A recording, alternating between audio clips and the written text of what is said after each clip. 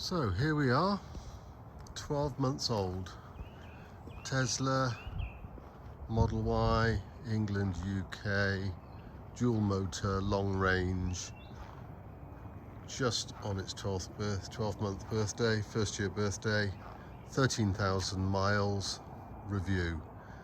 This is my wife's car, that's mine there. I did start with a hybrid Defender, but then went over to diesel D300 Defender. So the Tesla, our first EV, we were worried, we were concerned, we heard all the noise, all of the doubters, and just wanted to say here that we've had 12 months of faultless, zero issues with this vehicle. 13,000 miles. There's no doubt about it at all. Home charging for us is the key thing, because with home charging we have almost never used chargers elsewhere in the UK. We have done, but very rarely. So my wife leaves the house here with 80% charge every day, so 235 miles. And who does that? Let's face it, who leaves their house with 235 mile range in their car every day? And of course, that's at 80%. If you top it up to 100%, it's sort of 330 or whatever. It's a workhorse. We haven't loved it, we haven't adored it, we've rarely washed it, we've abused it. It's a car that's used for family, grandchildren. The grandchildren, by the way, absolutely love it. They love the technology, all the features, the games and the screens, and of course the young minds of grandchildren, they get into this stuff really quick, don't they? It's embarrassing actually, the things they find that we don't know about almost. So I cannot fault it at all.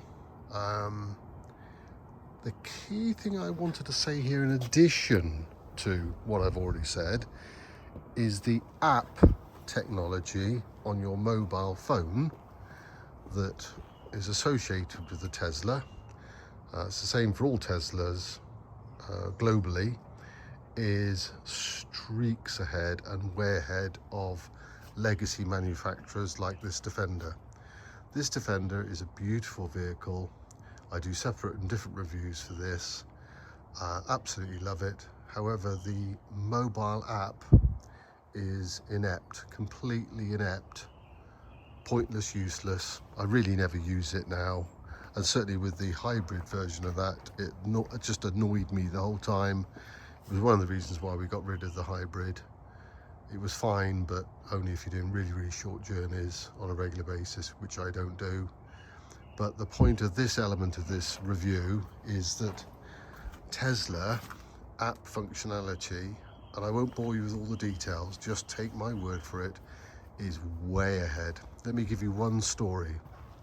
One simple story, which you might all think, well, that's weird, would that ever be needed or required? My wife was busy, very busy one day. I think she had 3 grandchildren, which is a lot, having 3 grandchildren to look after. And she was not in her normal area, away from home, some sort of 40 miles away from home, and her mother had been admitted to hospital. Her elderly mother had been admitted to hospital, and she was somewhat worried, somewhat stressed, had 3 children in the car who obviously don't understand about all this, and I knew that she hadn't eaten, she probably hadn't drunk enough, but certainly hadn't eaten, and she was heading over to the hospital to see her mother. She was a bit disorientated because she had a lot on her mind, of course. I was concerned that if she went to the hospital, she definitely wouldn't be eating, because she'd be held up in hospital. She wouldn't want to eat that sort of food that they get out of the vending machines there, and that would be counterproductive for my wife, never mind visiting her mother.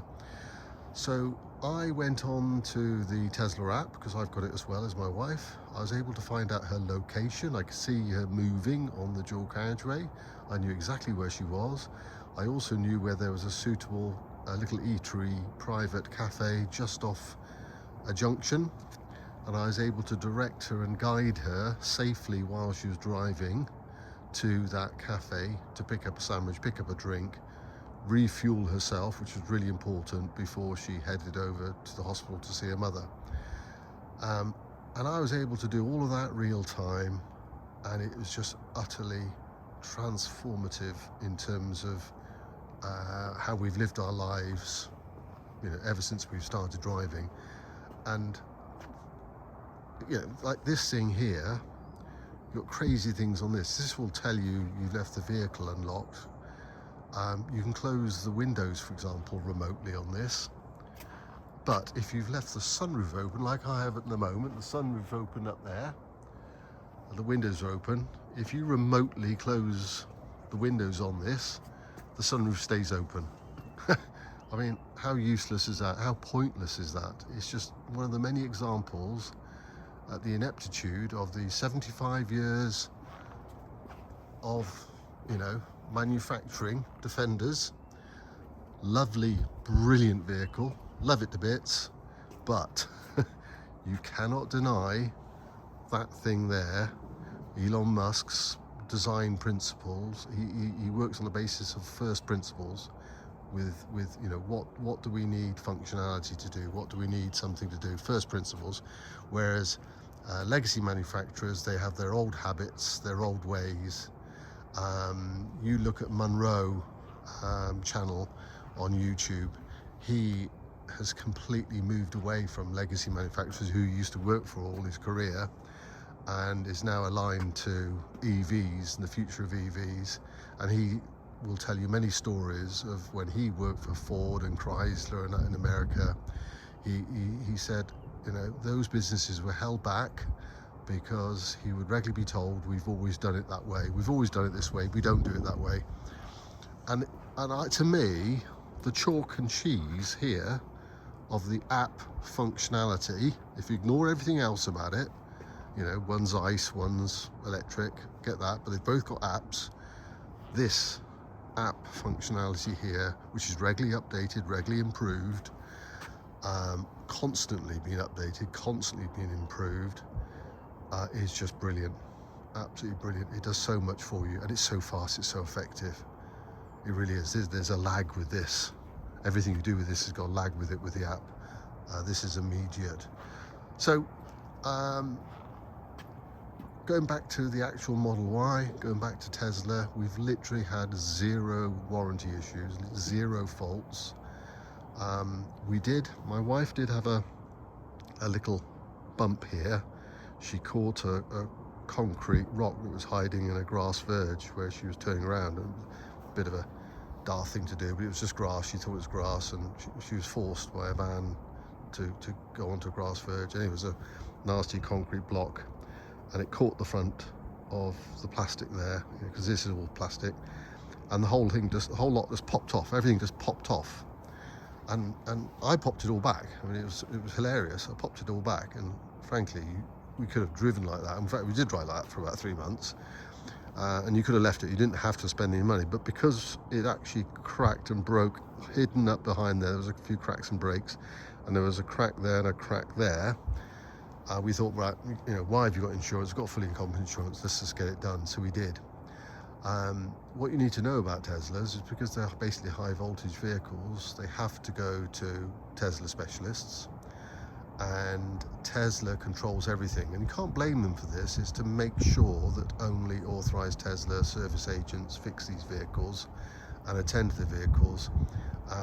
And consequently, it does give you a lot of confidence that you buy a new Tesla, a second-hand Tesla, or Tesla that's been in a body shop. Anything that's been done in terms of body shop work is very closely controlled by Tesla with authorized dealers, and they can only order the parts to the VIN number. I believe actually they can only order the parts once the vehicle's on site, and Tesla can track the vehicle, and they know the vehicle's on site. They'll only release the parts and the panels for it. it's very carefully controlled. That should give anybody confidence in that event, in that scenario.